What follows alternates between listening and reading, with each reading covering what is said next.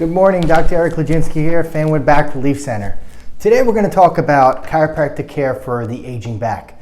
A lot of older people that have back problems, usually they have what's called a functional loss.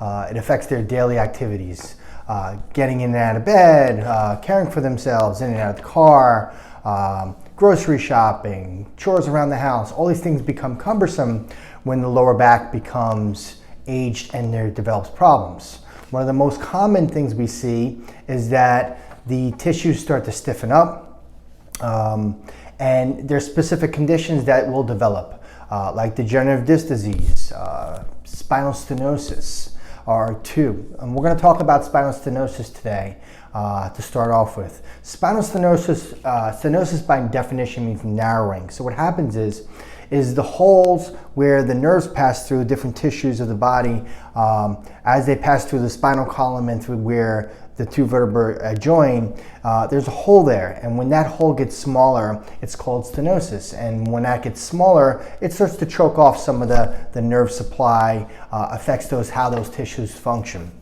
And this is just age-associated wear and tear. So it becomes very difficult when those nerve roots, that spaces get smaller. What's additionally in those spaces that travels with the nerves are different blood vessels. So it can have a neurovascular effect as well. So some of the symptoms associated with lumbar spinal stenosis would be like back pain, stiffness, also very difficult time standing for long periods of time. Walking becomes an issue, balance becomes an issue as well. There's another condition we're going to talk about called neurogenic claudication. When this occurs in an aging back, what happens is the legs start to feel very heavy, tired, crampy, and even sometimes numbness and weakness associated in the legs as well. And with this type of problem, one of the biggest fears is stability. Falling becomes a problem. Obviously, injury can occur when an older person falls, or any person falls, but specifically when an older person falls, there's issues with the bones being not as strong and stable, and causing slower heal times when injured. So it becomes a big problem.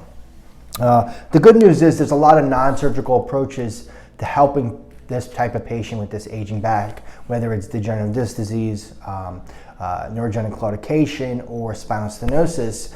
There are lots of good non-surgical approaches, like chiropractic care.